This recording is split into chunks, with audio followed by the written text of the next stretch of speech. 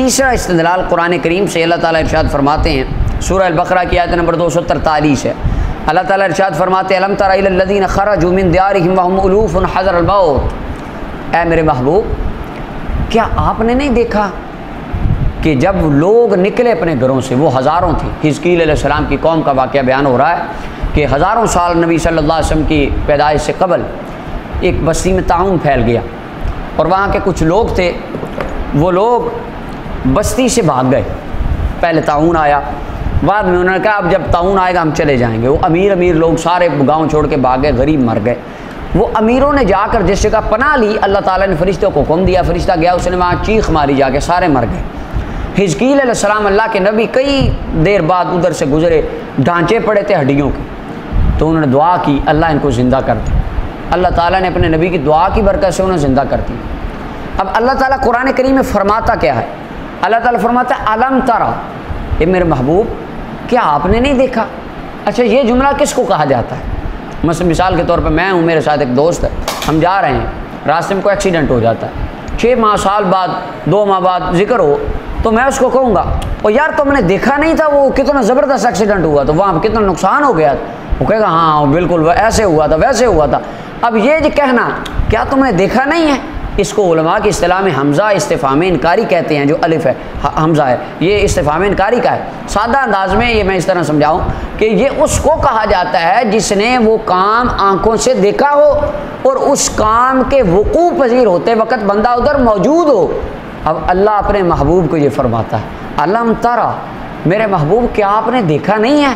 اور تمام مفسرین کرام نے جہاں یہ لفظ قرآن میں آیا وہاں پر لکھا اس کا مطلب ہے کہ یہ تم نے دیکھا ہے، اس کا مطلب یہ مفہوم مخالف مراد ہوتا ہے۔ الم ترا، میرا محبوب کیا آپ نے دیکھا نہیں ہے؟ کیا مطلب آپ نے دیکھا ہے؟ پھر آگے اللہ تعالیٰ ارشاد فرمایا سورہ بقرہ کی آیت نمبر 158 میں الم تر الی الذی حاج ابراہیم، میرے محبوب کیا آپ نے دیکھا نہیں وہ بندہ جو میرے ابراہیم سے جھگڑا کر رہا تھا، یعنی نمرود۔ کیا مانا؟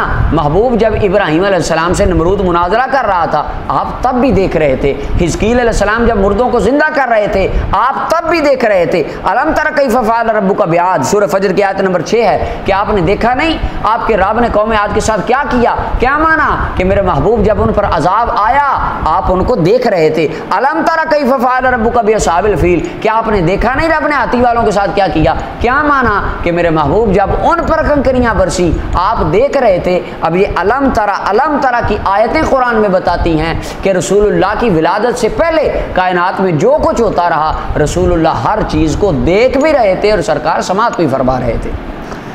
اب قرآن کریم سے چوتھا استدلال سنیے، سورہ البقرہ کی آیت نمبر 30 ہے۔ اللہ تعالیٰ ارشاد فرماتے ہیں وَإِذْ قَالَ رَبُّكَ لِلْمَلَائِكَةِ، اور یاد کرو لفظ اذ، یہ قرآن کریم میں یا عربی جگہ میں احادیث طیبات میں اکثر طور پر جہاں پر آئے اس سے پہلے اذکر فعل مقدر نکالا جاتا ہے۔ مفسرین علامہ جلال الدین سیوطی رحمۃ اللہ علیہ اس کے اندر جلالین میں بھی لکھتے ہیں، دیگر تمام مفسرین نے اس کی وضاحت فرمائی ہے کہ یہ قانون ہے جہاں پر اذ کا لفظ آئے اس سے پہلے اذکر فعل کو محذوف مانا جاتا ہے۔ اس کا مطلب ہوتا ہے اذ یاد کرو، اذکر یعنی یاد کرو، ذکر کرو، سوچو۔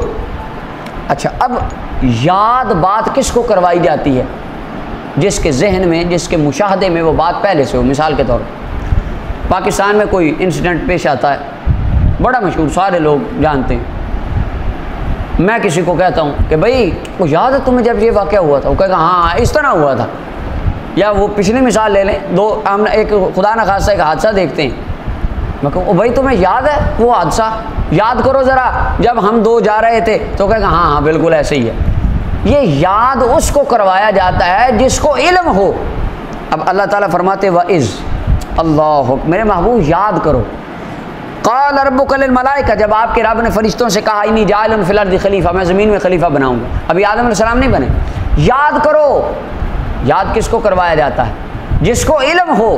پھر اللہ تعالیٰ فرماتے وَإِذْ قُلْنَا لِلْمَلَائِكَةِ اسْجُدُوا لِآدَمَ، میرے محبوب یاد کرو ذرا جب ہم نے فرشتوں کو کہا کہ آدم کو سجدہ کرو، وَإِذْ نَجَّيْنَاكُم مِّنْ آلِ فِرْعَوْنَ، اور یاد کرو جب ہم نے فرعون والوں سے عذاب سے تمہیں نجات دے دی بنی اسرائیل والوں کو، اور فرمایا وعید استسقاء، یاد کرو جب موسیٰ کی قوم نے بارش طلب کی آ کر، وَإِذْ قَالَ مُوسَىٰ لِقَوْمِهِ إِنَّ اللَّهَ يَأْمُرُكُمْ، اور یاد کرو جب موسیٰ کی قوم نے، موسیٰ علیہ السلام نے اپنی قوم کو کہا کہ اللہ تمہیں حکم دیتا گائے ذبح کرو، وَإِذْ أَخَذَ اللَّهُ مِيثَاقَ النَّبِيِّينَ، میرے محبوب یاد کرو جب اللہ نے آپ کی صدارت میں جلسہ میلاد مصطفیٰ منایا تھا، وَإِذِ ابْتَلَىٰ إِبْرَاهِيمَ رَبُّهُ بِكَلِمَاتٍ، یاد کرو جب اللہ نے ابراہیم کو آگ میں ڈالا تھا، وَإِذْ قَالَ إِبْرَاهِيمُ رَبِّ أَرِنِي كَيْفَ تُحْيِي الْمَوْتَىٰ وَإِذْ يَرْفَعُ إِبْرَاهِيمُ الْقَوَاعِدَ، یاد کرو جب ابراہیم کعبہ بنا رہا تھا، وَإِذْ قَالَتِ الْمَلَائِكَةُ يَا مَرْيَمُ، یاد کرو جب اللہ کے فرشتوں نے آ کے ماں مریم کو کہا رب تجھے بیٹا دینے والا ہے، اِذْ قَالَ اللَّهُ يَا عِيسَىٰ إِنِّي مُتَوَفِّيكَ، یاد کرو جب اللہ نے عیسیٰ کو یہ کہا، اللہ تعالیٰ آدم علیہ السلام کی تخلیق سے پہلے سے لے کر